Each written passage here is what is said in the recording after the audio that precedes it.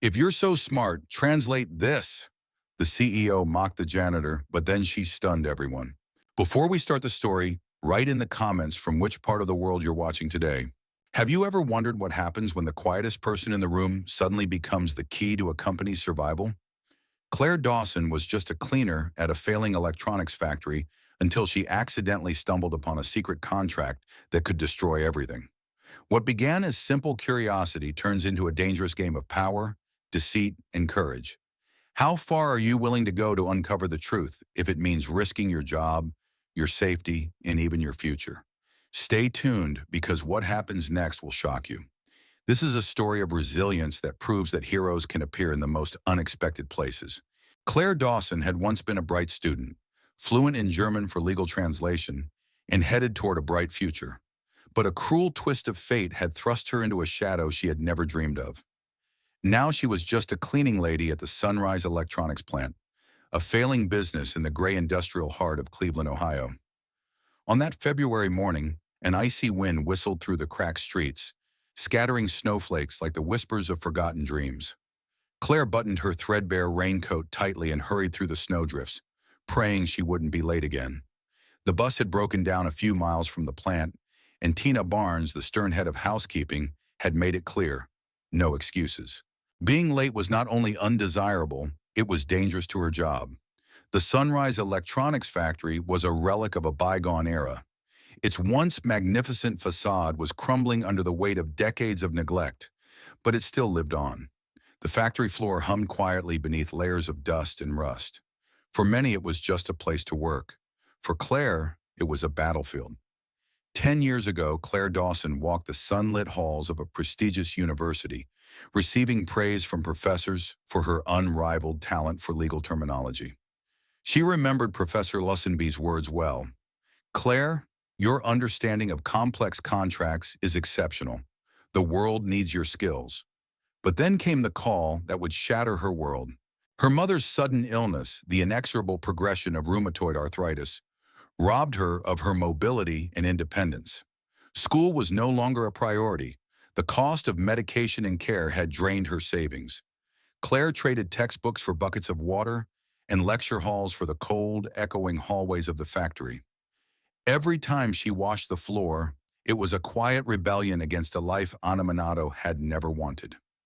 That day, as she pushed her cleaning cart through the administrative wing, something on the director's desk caught her eye.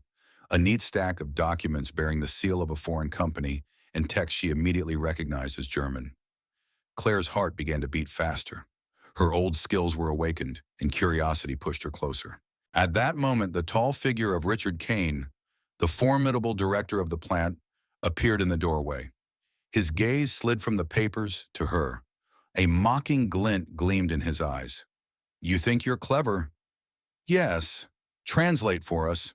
We'll have a laugh." The words dripped from the man's lips. But Claire met the challenge with quiet determination. She turned the top page. Her mind worked quickly. The contract detailed the sale of a controlling interest in the plant to a large German electrical engineering company, but one provision made her blood run cold. A hidden clause allowing the buyer to fire the current management if financial fraud was discovered. If Richard Kane's questionable accounting came to light, the plant and hundreds of jobs would be at risk. The weight of this knowledge weighed on Claire, like the winter chill outside. She knew the risks of exposure. Richard Kane was ruthless, and the survival of the plant seemed dependent on his fragile control. But her conscience wouldn't let her back down. During lunch, she approached Susan Harper, the experienced and principled chief accountant. Susan looked up from her papers, suspicion flickering in her eyes as she saw the stack of translated pages in Claire's shaking hands. "Where did you get this?" she whispered. "An accident," Claire replied quietly but firmly. "I found this on Kane's desk. There's something dangerous about that contract. If investors find out about his accounting shenanigans, everything could collapse." Susan took a deep breath. "You're either brave or stupid. Kane's run this place for 15 years. No one dares contradict him and gets away with it." The walls of the factory seemed to close in as Claire fought fear and determination. The days passed in a haze of bathroom shifts and stolen moments of studying a contract. Her hands, chapped and calloused from work, painstakingly translated every word of the German legal text into English, reviving a skill she thought she had lost forever. Her heart pounded not only from the cold and exhaustion, but also from the knowledge that she stood on the threshold of something much greater than herself. One evening, sitting alone in the break room under the flickering lights, Mark Sullivan, the chief engineer, came quietly to her, a soft expression of sympathy on his stern face. "Claire, I heard what you were doing," he said. "You stirred up a hornet's nest, but I'm with you. This place needs a change, and maybe you can start it." A spark ignited between them, a shared hope born of desperation and courage. But the stakes were high. Rumors of the imminent arrival of German investors were spreading like wildfire. Tension was building in the plant. The walls, once cold with neglect, now seemed to be watching and listening. Claire knew that her life was about to change.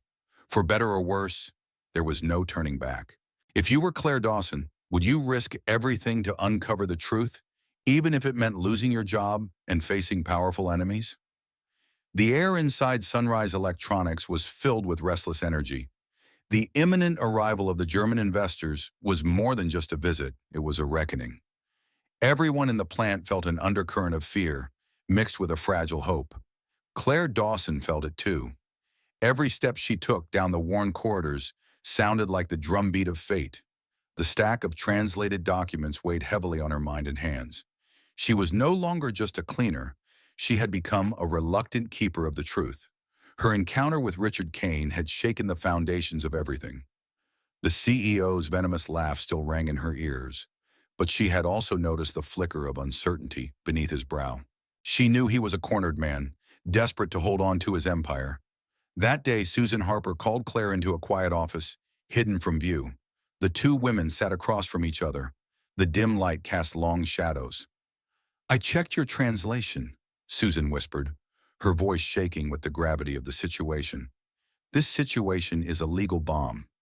If the German company finds out about the falsified reports, they will leave immediately. It could mean the end of Sunrise Electronics." Claire nodded, swallowing. But how to stop it? How to bring the truth to light when Kane controls everything? Before Susan could respond, the door creaked and Mark Sullivan walked in, his usually calm self, now with a steely determination in his eyes. "We're not alone in this," he said firmly. "I've spoken to some of the engineers. They're willing to stand with us. The plant deserves better than lies and cover-ups." That night, Claire couldn't sleep. Images of the plant, the workers, and Margaret Dawson's mother swirled in her head. The stakes were painfully real. If Sunrise collapsed, hundreds of families would be ruined. But the risk of standing up to Richard Kane was no less terrifying. The next morning, the plant was buzzing with activity. Walls were being repainted, broken equipment repaired. Even the toilets were being scrubbed until they gleamed. It was a stark contrast to the usual desolation. The Germans were approaching, and Kane wanted everything to be perfect. Amid the controlled chaos, a black sedan rolled through the factory gates. Out stepped Henry Stein, a German investor whose company now worked closely with Sunrise Electronics. His keen eyes scanned the plant, observing every detail with clinical precision. Claire watched from afar as Richard Kane greeted Henry Stein with rehearsed smiles and firm handshakes. But in the slight twitch of Kane's jaw, she saw the battle raging beneath his calm exterior. The day had been spent in tours, presentations, and endless questions. Henry Stein's team had reviewed reports, checked equipment, and assessed the workforce. He was polite but firm, a man who knew the power of quiet authority. In a tense moment after the lunch meeting, Henry Stein fixed his gaze on Richard Kane. "Mr. Kane, could you explain the discrepancy in the third quarter financial statements?" His voice was calm, but the question cut like a knife. Kane hesitated, choosing his words. The room grew tense with anticipation. Later, after the investors had left, Claire was called into a secret meeting with Mark Sullivan and Susan Harper. The three gathered around a small table, whispering anxiously. "We have proof," she said. Susan slid a folder across the table. "And we'll take it to them tomorrow." Claire's heart was pounding. "Are you sure we can handle this?" she asked. "And if they retaliated?" Mark nodded encouragingly. "Sometimes you have to shake the foundation to build something better." The next morning, the Sunrise Electronics boardroom was a battleground. The plant's senior staff, including Richard Kane, sat tensely at the polished oak table. Claire stepped forward, her voice calm despite the turmoil within. I've translated a clause in the contract that could lead to the removal of the current management if financial fraud is discovered, she said. This isn't just paperwork. It's the future of the plant and the people who depend on it. Murmurs and whispers ran through the room. Kane's face darkened, his usual mask falling. You're overstepping your bounds, Claire, he said sharply. You're just a cleaning lady. Mind your own business. But before she could respond, the door swung open. Henry Stein walked in, his expression unreadable. I've reviewed the documents, he said quietly. And I'm impressed by your courage, Claire. We'll conduct a full audit, and there will be consequences for any violation. The room fell silent. The previously unwavering Richard Kane sat, visibly shaken. Days of intense auditing followed. Claire, Mark, and Susan worked tirelessly. Their alliance was strengthened. They had uncovered a financial fraud of such magnitude that the evidence could no longer be ignored. Finally, a verdict was reached. The German investors demanded a change in leadership. Richard Kane was removed. In a surprising turn of events, Claire Dawson was appointed interim CEO, and Mark Alabin was named COO. Their partnership symbolized new hope for Sunrise Electronics. But the struggle was far from over.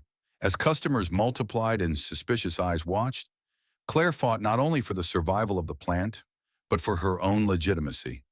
Every move was met with resistance, from board members clinging to old connections to workers wary of change.